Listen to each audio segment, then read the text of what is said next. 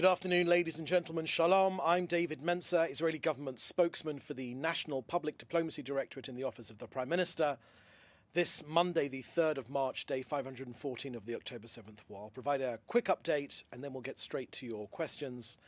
Please remember to put them in the chat together with your name and your news outlet. We start today with details of the terror attack in Haifa this morning. This is what we know so far. The attack took place at the Hamifratz Central Railway Station in Haifa. It was a stabbing attack. The initial call to emergency services was received at 9:53 a.m. this morning. Police were quickly at the scene. The terrorist was neutralized and eliminated. Magen David Adam EMTs and paramedics pronounced a 17-year-old man dead and treated 4 patients. 3 in serious condition, a male and female in their 30s, and a 15-year-old male. A 70-year-old female is also in moderate condition.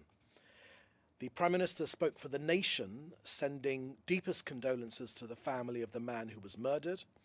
This has been a shocking terrorist attack in Haifa, and he also sent the nation's best wishes for a swift and complete recovery to those who've been wounded.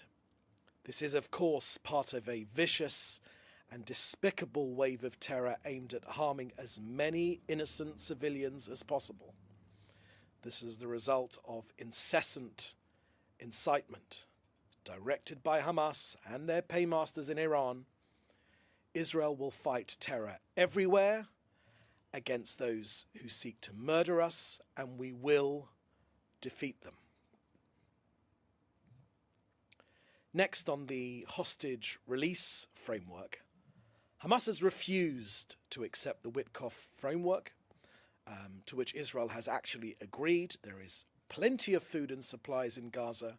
4,200 trucks a week have gone in during this ceasefire, enough for many, many months. It is Hamas who is harming the Gazan population. Hamas systematically takes the humanitarian aid and sells it to support their own terror. For a year and a half now, Israel has sent in, but Hamas has betrayed. The supplies we sent were so that Hamas could be humanitarian, but instead they've in fact been barbarian. For years, concrete intended for homes was used to build terror tunnels. Fuel meant for ambulances was used in pickup trucks and motorbikes that broke into Israel and carried our kidnapped women and children into Gaza. Medicines have been used to drug our own hostages. Imagine that. Medicines we sent to help being used to drug our own people. Food intended for widespread distribution has been feeding the bellies of the guards that starve our own hostages, our own hostages emerge looking like victims of the Holocaust. You've seen it with your own eyes. Look, get real. The aid we send is used to kill. No more. No free meal to those who kill. Israel will not allow the Hamas terrorist organization to continue the ceasefire under the conditions of the first stage without releasing our hostages. Our hostages have been held in inhumane conditions, and if Hamas persists in its refusal, there will be additional consequences. Next, during the month of February, our armed forces have taken forward counter-terror operations in northern Samaria and other areas. 25 terrorists have been eliminated, including weapons dealers, terrorists who manufactured, planted and detonated explosive devices, and those who planned terrorist attacks. 350 wanted individuals have been apprehended, and 120 weapons have been confiscated, and hundreds of explosive devices have been destroyed. Again, these are straight out of the Iranian playbook of IEDs, which were faced by coalition forces in Iraq and Afghanistan. Israeli security forces will continue their counter-terrorism operations throughout Judea and Samaria to ensure the security of the residents and the citizens of this country. And finally, to end our briefing, it was announced today, sadly, that the legendary Israeli diplomat Dr. Dory Gold has passed away. He was 71 years old. He was a prolific academic. The Prime Minister called him a brilliant Israeli diplomat and a dedicated public servant, as well as being his close personal friend. All of us remember Dory Gold walking into often hostile TV studios around the world, but always representing our country with truth, with class, with distinction, and always with an impressive turn of phrase. As Israel's ambassador to the United Nations, as Director General of the Foreign Ministry, but always with a true love for Israel. With his sharp analytical skills, he was hugely instrumental actually in the Abraham Accords with Arab countries, and was frequently a go-between with our Arab neighbours. As the Prime Minister said this morning, may his memory be a blessing. So that's the end of our briefing here today. Please put your questions in the chat together with your news outlet, and we'll take some of these questions here. First question I can see here is from Jodie Cohen from Newsmax, and you're asking, there's been some criticism of Israel's decision to pause aid to Gaza to put pressure on Hamas. However, some commentators are saying that Israel's decision is a similar response to the UN pausing aid to the Houthi stronghold in Yemen after more UN staffers were detained. What's your response? Thank you for that question, Jodie. Let me answer you this way. Look, Israel is prepared to make many painful sacrifices in a pursuit of a change in the status quo. But listen to this: arming and equipping those who seek our own extermination and who use supplies we send to torture our own people is a step too far. No one has the moral right to demand we equip rapists and serial killers so that they may kill and rape some more. Who even asks such a thing? Shame on anyone who even suggests it. The sworn goal of Hamas is to kill every Jew on earth. And so what? You want Israel to pay for their petrol, to make them sandwiches as well? The world should get over themselves. You're leaning on the wrong people. Lean on Hamas. If Hamas suddenly have an interest in the humanitarian, why don't they start a little closer to home? Why don't they release our hostages? Why don't they stop teaching their kids to blow themselves up as suicide bombers? Why don't they stop calling to exterminate the Jewish people? None of that seems very humanitarian to me. And if you're interested in humanitarian issues, then why aren't global media calling on Hamas to do all of the above? Or is it that the Jews are not entitled to the same humanitarian protection and dignity that you yourselves claim as a universal right for all others? Hamas have hoarded for months and months of supplies.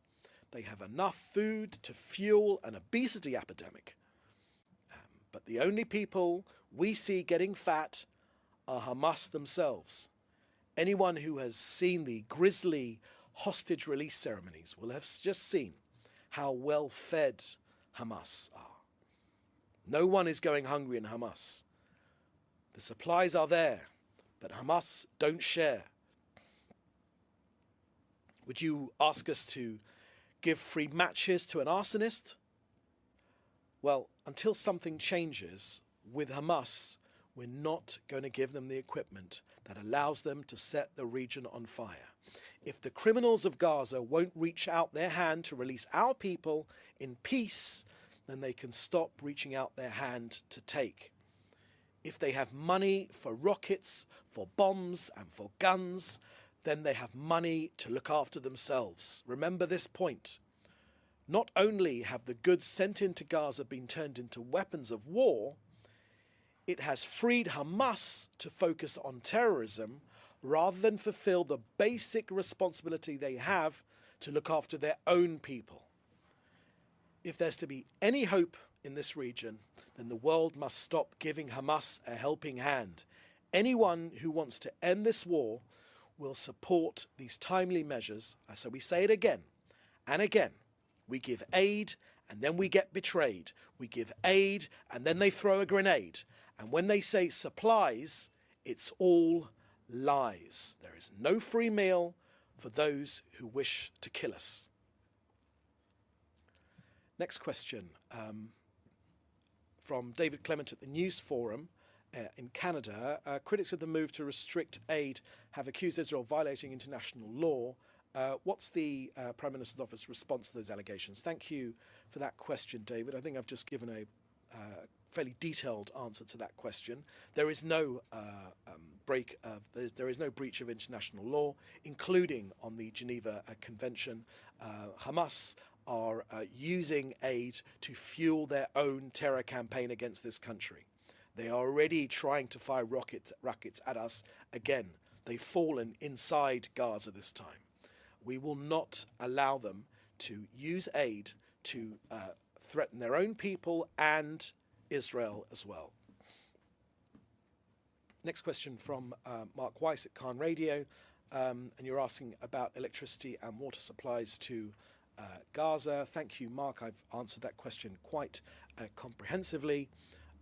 Next question from Joel Pollack at Breitbart News. Was the recent video by the Prime Minister Netanyahu thanking President Trump for his assistance an attempt to draw a contrast with Ukrainian President Volodymyr Zelensky? And thank you for that question, Joel.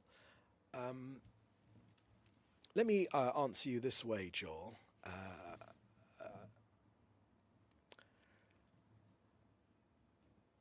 I was lucky enough to be in the room in the Oval Office when the President made the remarks that he made. I was lucky enough to have seen with my own eyes the welcome which President Trump made to this country. Prime Minister Netanyahu was the very first international leader which was welcomed in this second term. And I was lucky enough and honoured enough to see the welcome which our Prime Minister received at every single step when he went around the US to visit different parts of the administration. In the Pentagon, in Congress, from cross-party members as well. The Prime Minister has said very, very clearly that there has never been a president who has the interests of Israel at the forefront of his mind than President Trump. Israel, as you know, the Jewish people, the root of the word Jewish of Jews is hoda'ah, which means Yehuda, which means to be thankful. We are a thankful people, and we are thankful for the support of the past administration and certainly of this administration. And the Prime Minister has made that abundantly clear. That was why he released that video. Where there have been blockages in arms deliveries to allow us to defend ourselves, President Trump has unblocked them. While others have gone through down the same failed route of failed policies, repeating the same activity again and again with the Palestinians, President Trump has suggested alternative routes. And we here in Israel are extremely grateful for those alternative routes, because it is this out-of-the-box thinking that will take us forward rather than repeating the same failed attempts that tried to get a peaceful resolution in this part of the world, which have failed in so many times. This region needs some out-of-the-box thinking. President Trump is providing that. Repeating the same failed policies will get us no closer to a resolution. So we very much welcome President Trump's out-of-the-box thinking, and we are extremely grateful for the support of the American people. Next question from Joel Pollack at Breitbart News. Is Israel concerned that the decision to cut off aid to Gaza, while legal in terms of international law, could bolster accusations against it in the ICJ and ICC? Thank you for that question, Joel. I've given a fairly comprehensive answer to this question to Jody Cohen at Newsmax at the start of the Q&A session just before. But I will say this, that Israel very much welcomes the role which Congress is making, and the presidency as well, President Trump in particular, combating the falsehoods, the false accusations being made by the ICJ and the ICC. This is lawfare. This is another attempt to avoid attacking terrorism and understanding that it is terrorism that destroys the peacemakers every single time, rather than the people, Israel, defending themselves against terrorism. These ICJ and these ICC rulings, they simply mean to support Hamas. They support Hamas. They want Hamas to win. But we are here to stop that happening. Okay, that is the last question we have here today. Thank you for joining us. We'll have another briefing later in the week. You can contact us in the usual way for questions or for interviews. So please do stay safe, and we'll see you next time. Thank you very much. Bye-bye.